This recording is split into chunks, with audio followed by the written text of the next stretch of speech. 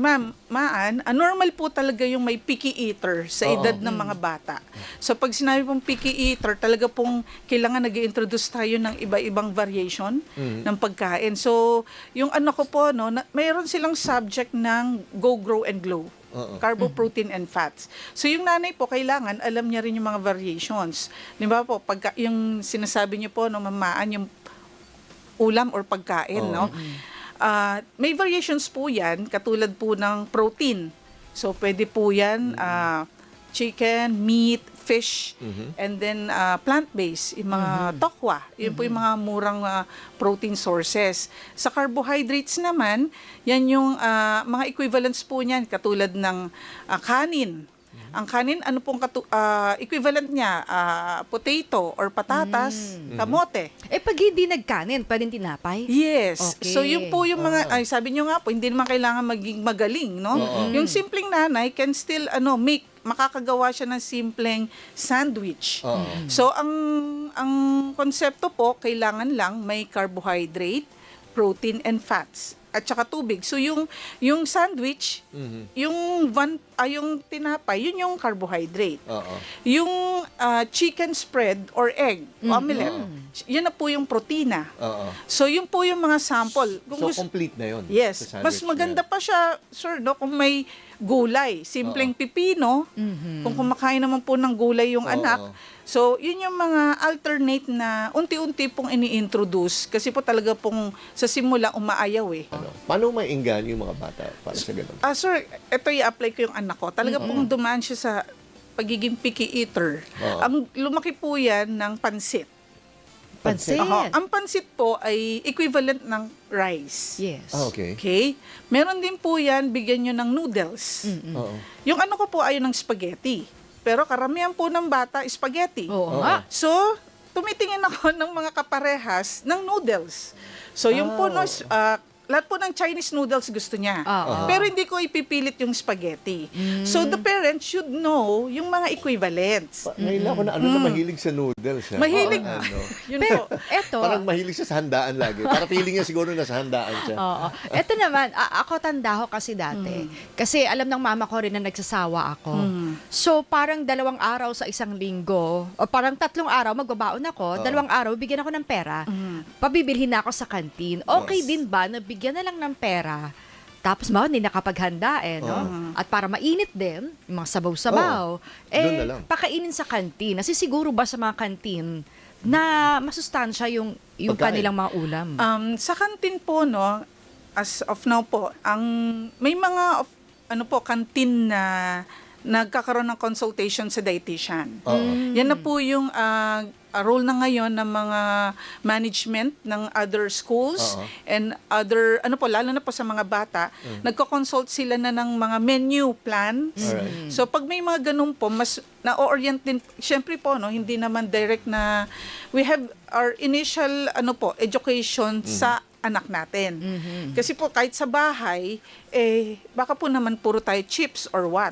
So we have to, kailangan pong i-orient natin na what are the good foods and bad food. Yun po yung mga terminologies ng bata Pag sinabing good food, yan po yung, kahit po fries pwede naman. Kamote, kahit po yung sa isang restaurant, di ba, may kamote fries. Yes. Equivalent po yun ng French fries. Yung mga patatas.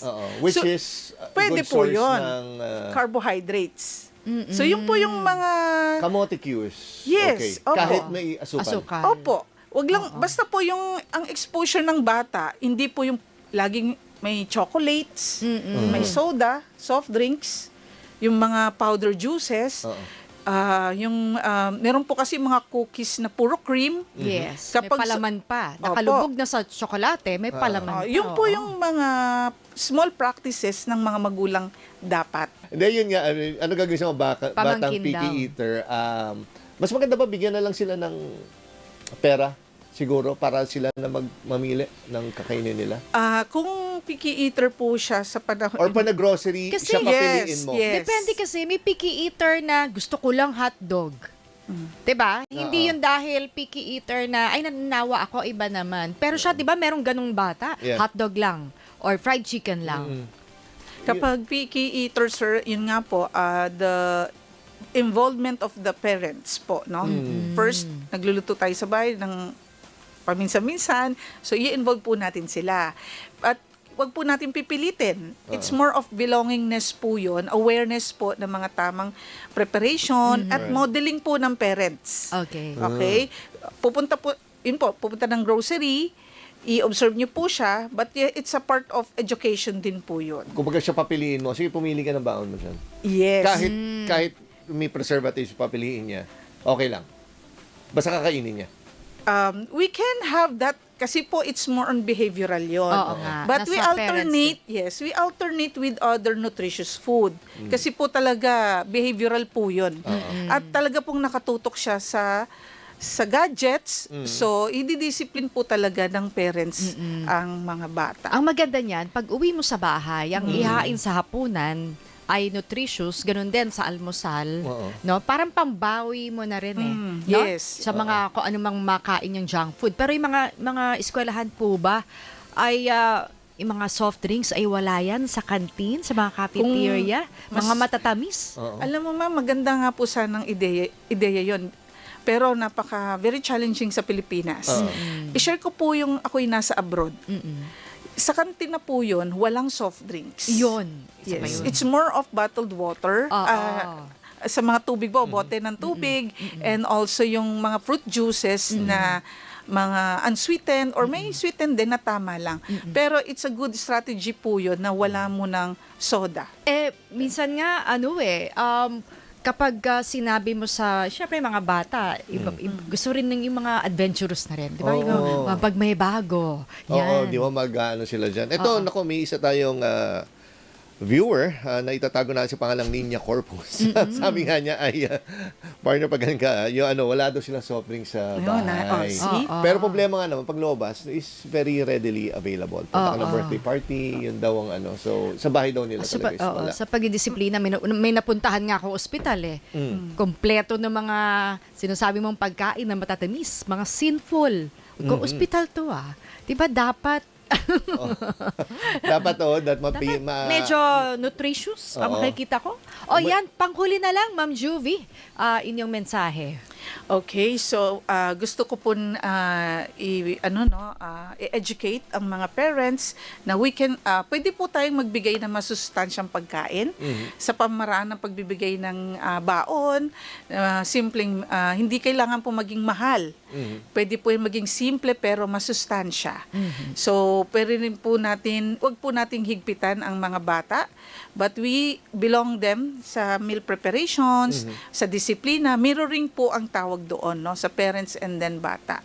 And gusto rin po namin isabihin sa publiko na may mga registered nutritionist dietitians po tayo na you can call for consultation para po balanced diet po yung ibibigay sa atin according to our lifestyle, age, and height.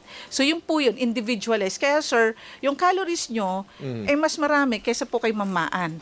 Kasi po matangkad kasi kayo. Mga ganun, no, matangkad. activity. So, the Nutritionist Dietitians po, Association of the Philippines, marami pong proyekto siya, pang-public. Later on po, sa July, we'll have our Nutrition Month celebration para for right nutrition information. Okay. Ito may habol lang ako, partner. Ito, ano ko lang, dati nga na namin ni partner niya yung myth about sa pineapple juice. Nasabi pag kumain kang matataba, sundan mo na pineapple juice at magiging balance. Hindi pala totoo yun.